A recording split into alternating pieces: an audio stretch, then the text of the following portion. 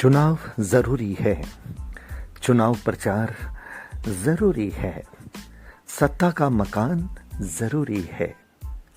जनता अगर जरूरी होती तो फिर क्या कोरोना की दूसरी लहर के इस कहर में क्या चुनाव होने इतने जरूरी थे?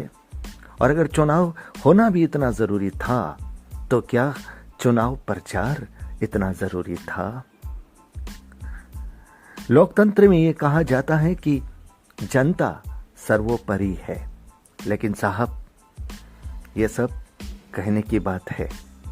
अब आपको समझ में आ गया ना? जनता अगर जरूरी होती तो जनता का प्रधान सेवक चुनाव प्रचार की रैलियों में व्यस्त नहीं रहता। वो अपने कार्यालय में व्यस्त रहते, जनता की हिफाजत के इंतजाम करते। जनता अगर जरूरी होती तो फिर ऑक्सीजन की कमी नहीं होती, फिर इंजेक्शन की किल्लत नहीं होती, फिर वैक्सीन अपने देश के लोग तो तरसते और उससे पहले विदेशों में न भेजी जाती, फिर अस्पताल बन गए होते, फिर ऑक्सीजन प्लांट चल गए होते, फिर इंजेक्शन की भी पहले से तैयारी होती। अगर सरकार के लिए, राजनीति के लिए, प्रधान सेवक के लिए जनता वास्तव में जरूरी होती। नमस्कार, मैं संजय सनम, आप देख रहे हैं डिजिटल फर्स्ट न्यूज। आज का सबसे बड़ा सवाल, चुनाव जरूरी है या जनता की जिंदगी? एक तरफ चुनावी प्रचार का घमासान, दूसरी तरफ जनता की जिंदगी और मौत के बीच जिंदगी को तंग करती हुई जंग, दम घोटते हुए लोग, रोते बिलखते लोग, डरावना भयानक माहौल और सरकार को, राजनीति को, सियासतदान को और जिन पर जनता का सबसे अधिक भरोसा था उनको कोसते हुए लोग। अगर जनता जरूरी होती तो साहब फिर ये पिक्चर इतनी दर्दनाक नहीं होती। चुनाव हो सकते थे, लेकिन चुनाव प्रचार जरूरी नहीं होता। चुनाव आयोग अगर अपनी संवैधानिक जिम्मेदारी का निर्वाह सही रूप से करता, अगर केंद्र के इशारे पर इस तरह से न चलता जैसा कि आरोप लगता है, अपनी संवैधानिक जिम्मेदारी को खुद समझता, चुनाव तो करवाता लेकिन इस तरह के प्रचार में रोक लगवा देता, तो शायद कोरोना संक्रमण की दूसरी लहर का इतना भीषण कहर नहीं हुआ होता। अगर राजनीति के लिए वास्तव में जनता की महत्ता होती तो फिर प्रधान सेवक जी, सरकार और तमाम राज्य सरकार जहां जहां पर चुनाव हो रहे थे, वे सत्ता के लिए नहीं लड़ते, वे जनता की जिंदगी के लिए एक होकर के जनता को बचाने के लिए जंग करते।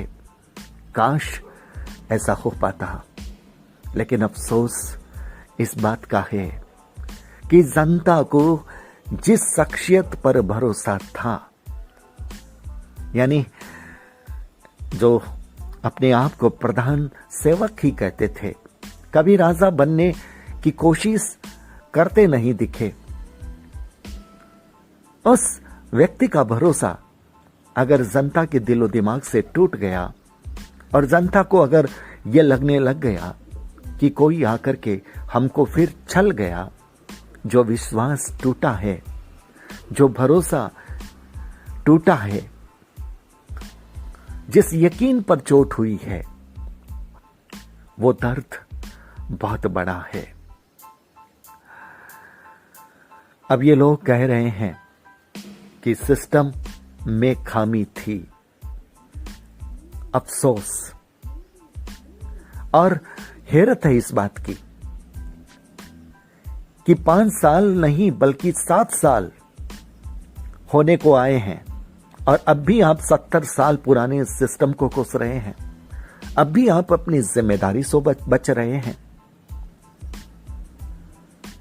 जब दुनिया में कोरोना की दूसरी लहर का संक्रमण साफ दिख रहा था, आपके पास प्रथम लहर और दूसरी लहर के बीच एक समय था। काश आपने माकूल इंतजाम कर लिए होते। हजारों करोड़ रुपए जो चुनाव प्रचार में बर्बाद होते हैं, सत्ता बनाने के लिए बर्बाद होते हैं, उन रुपयों का उपयोग अगर कुछ अस्पताल खड़े करने में, कुछ ऑक्सीजन के प्लांट खड़े करने में और कुछ जीवन उपयोगी दवाओं, इंजेक्शनों का उत्पादन करने में अगर लगा दिए जाते तो शायद ये जो दर्दनाक, ये जो भयानक मंजर इस देश में दिख रहा है वो नहीं दिखता।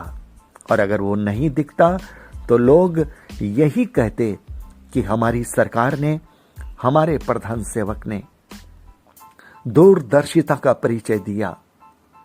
इतनी बड़ी आबादी वाले देश में भी हम बहुत बड़ी क्षति से बच गए, लोग ये कह देते। पर आपको सत्ता प्यारी थी साहब, आपको चुनाव जीतना जरूरी था। बंगाल की जीत प्राथमिकता थी। लोग जानते हैं कि बंगाल के हालात अच्छे नहीं हैं। बंगाल में तुष्टीकरण की राजनीति है। बंगाल में कहीं न कहीं अलगाववादियों के स्वर भी हैं। लोग आपकी हां में हां मिलाते थे और लोग आपके साथ ही खड़े थे। अगर आप इतनी रैलियां नहीं करते तब भी आपका परिणाम इससे भी ज्यादा बेहतर आता, क्योंकि लोगों के मन में एक भावना आती कि आपके लिए चुनाव से ज्यादा जनता जरूरी है। और जो जनता का ख्याल रखता है फिर जनता उसे भूलती नहीं साहब। उसके लिए फिर बड़ी बड़ी रैलियों करने की जरूरत नहीं होती। जनता अपना बटन आपके पक्ष में वैसे ही दबा करके आ जाती, क्योंकि जनता समझ जाती कि उसको जो बचा सकता है वो यही व्यक्ति है, वो यही पार्टी है। पर वो भरोसा आपने तोड़ दिया है साहब। वो विश्वास जनता का आपने छोड़ दिया है साहब। और ये रोते बिलखते लोग जो कभी आपके लिए वृदावली गाते सड़कों पर घूमते थे, वे लोग अब आपको कोसते हैं। आपकी सोच, आपकी प्रणाली पर सवाल खड़े करते हैं। इतने हजार करोड़ रुपए आप चुनाव पर लगा सकते हैं, लेकिन जनता के कल्याण, जनता के बचाव के इंतजाम पर नहीं लगा सकते। आपके लिए बंगाल जरूरी था। बंगाल की सत्ता, बंगाल की सरकार आपको बनानी थी। जनता का क्या? सिस्टम दोषी है। जनता की किस्मत दोषी है साहब, सिस्टम नहीं, जनता की किस्मत। इस देश की जनता हर बार छली जाती है। इस बार आपने भी छल लिया प्रधान सेवक जी। अब जनता आपसे पूछ रही है, आखिर हमारा गुनाह क्या था? हमने एक तरफा आपको समर्थन दिया, क्या यही हमारा गुनाह था? अब यही लोग आपके लिए जो बढ़ चढ़कर बोलते थे, जो आपके खिलाफ कुछ भी सुनना पसंद नहीं करते थे, अब वे ही लोग आप पर उंगली उठा करके आपसे पूछ रहे हैं प्रधान सेवक से, क्या आपको हमने इसलिए चुना था? आपके पास कोई जवाब है प्रधान सेवक जी? आप फिर उसी पुराने सिस्टम को दोष देंगे ना? फिर 70 साल पुराने उस इतिहास को ले जाएंगे ना? या अपनी जिम्मेदारी को स्वीकार करेंगे प्रधान सेवक जी। जनता जब सवाल पूछती है तो जवाब देना पड़ता है प्रधान सेवक जी, और जब कोई जवाब नहीं देता तो फिर जनता अपना जवाब, अपनी अदालत का फैसला फिर खुद देती है। व्यूअर्स, कड़वा सच जो आप सबकी आवाज के बीच से उठ करके आया है, उसी आवाज को हमने आवाज दी है। हम किसी का पक्ष नहीं हैं, किसी का विपक्ष नहीं है, लेकिन हां, हम भी कभी पढ़ा करते थे, बोला करते थे इन्हीं प्रधान सेवक जी के लिए। भरोसा तो आपकी तरह कहीं ना कहीं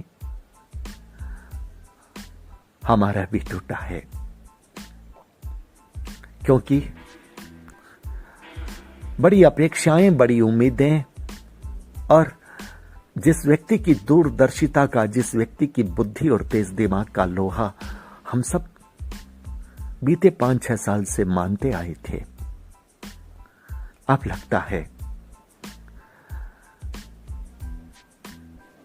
कि फिर कोई भूल हुई है, या फिर इस व्यक्ति की बड़ी चूक हुई है। नहीं मालूम ये लोग स्वीकार करेंगे या नहीं। चुनाव जीत भी जाएंगे तो भी क्या सुकून मिलेगा? इतने आंसुओं, इतने दर्द, इतने विलाप, इतने कोहराम और लोगों के आक्रोश की आवाज का असर क्या इस माहौल में नहीं होगा? ये सवाल है। बहुत बहुत आभार, नमस्कार। वीडियो को लाइक शेयर करने के लिए नहीं कहूंगा, ये आपके मन की बात है। अगर सवाल आपका है पार्टी की निष्ठा से ऊपर उठकर, व्यक्ति की निष्ठा से ऊपर उठकर, राष्ट्र की निष्ठा पर, जनता की निष्ठा पर, तो फिर आप खुद वीडियो को लाइक और शेयर करेंगे, और नहीं तो मत कीजिएगा। बहुत बहुत आभार, नमस्कार।